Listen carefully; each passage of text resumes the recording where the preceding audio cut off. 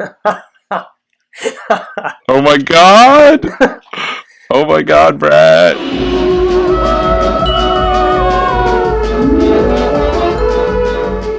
Hi everybody, welcome back to Chris and Brett Go to Jool Part 4.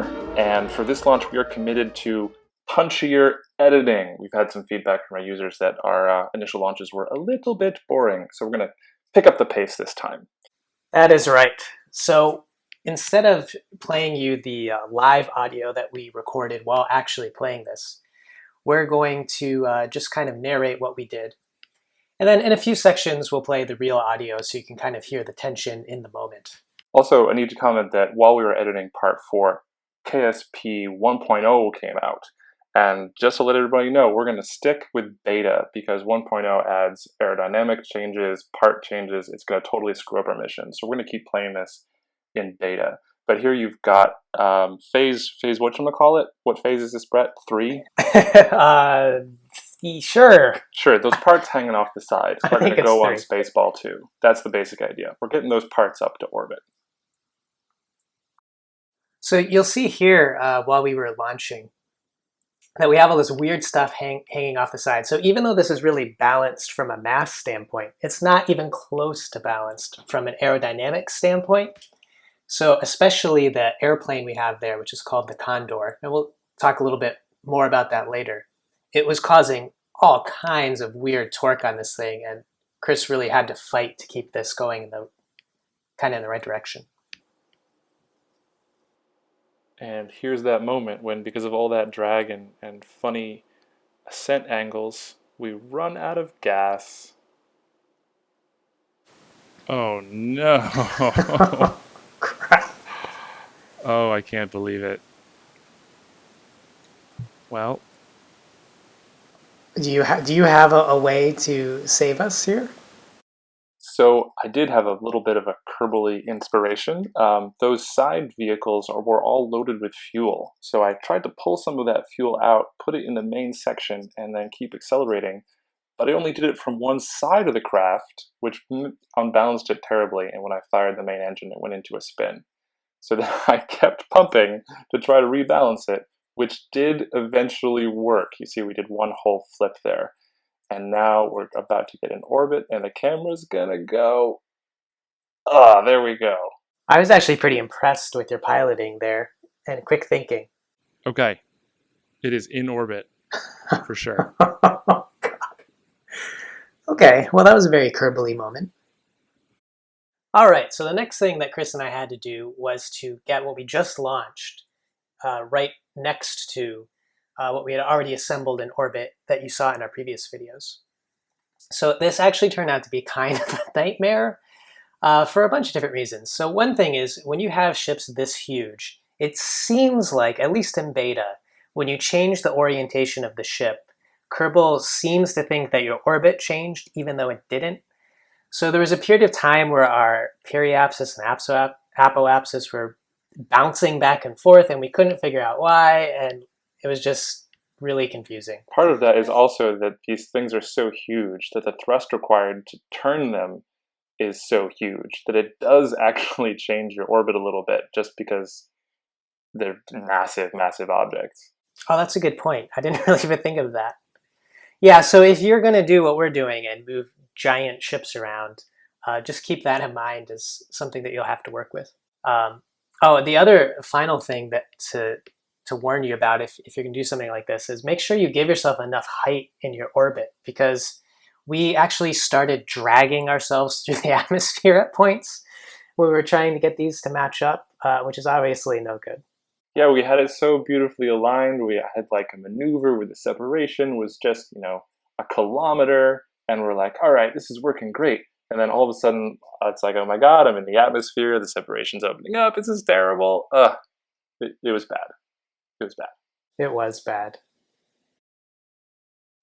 And here's a little depiction of what we were struggling with. So not only are the attitude thrusters much too powerful for convenient orbit rendezvous, but also the little joint between the propulsion section of Spaceball 2 here and the main body, you can see it's not very strong.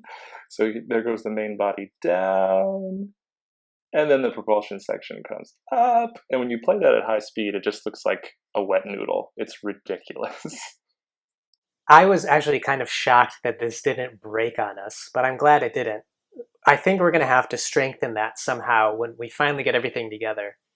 I think we'll use a mod or something like that to add some struts in there. Yeah, we're running Kerbal attachment system, which allows you to add struts in flight. There are some in those little containers that you might be able to see there. Anyway, we need to do a little preview of the upcoming section. It makes no sense. I mean, there's like 100 different ways you could do this that would be infinitely better and probably more elegant. But we just had this crazy idea we wanted to try, and we did it. And I cannot believe that it worked. So the basic idea is instead of trying to get these things docked with normal docking ports, Phase 3 has got a sort of cluster pod thing of grappling hooks. And it's going to fly by and get itself perpendicular and shoot off that pod of grappling hooks and latch on to Spaceball 2. And it's reminiscent of a naval maneuver called crossing the T, which I was reading a little bit about this, and the last time it was successfully used was in early World War II in the Pacific Theater when they were still using battleships. Really? Yeah. Oh man, I was thinking like Admiral Nelson kind of era. The basic idea is you want to be able to broadside the other guy while the other guy can't broadside you. But to capture the tension and drama in the upcoming section, we're going to go to pure live audio, so you can hear like what it was like while we were doing this. And one thing to note is that the grappling hook pod thingy has got some red spotlights on it, which I added to help us aim the grappling hooks, because I didn't know any other way we could aim the grappling hooks. But yeah, you're about to witness the drama. Enjoy. The grapplers are on this side. How well does this thing turn? Oh, it doesn't really turn. What the heck? Oh, yes, it does. No, it's turning. Just takes a sec. All right. Oh, it's starting to look kind of red. You see that? I see the red. But how the hell are you going to aim this thing? I don't know. This? Ooh, so bright red. Okay. There's got to be a way Where are the red lights coming from? Right there? Here and there. Okay. And then how much red can we actually see on the opposing craft? Oh, it's not pointed. The nose isn't pointed right at all. It's off to the left. Whoa! Okay, I need to pull my nose back a little bit. Oh, The other way. Chris, we're This way. 50 meters. Oh! I guess it's time to use the grappling hooks, huh? And reverse. Slow. Oh wow, this is. Slow.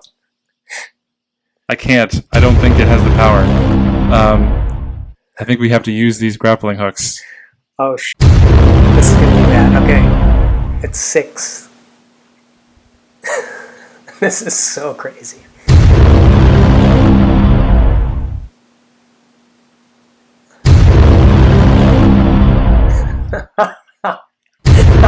Oh my god! Oh my god, Brad! Chris, you gotta do something. Did any of them catch?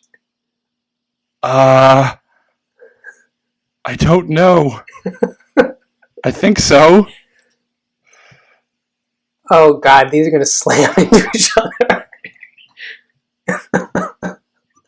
They did. This one caught. That one caught. Oh god, oh god.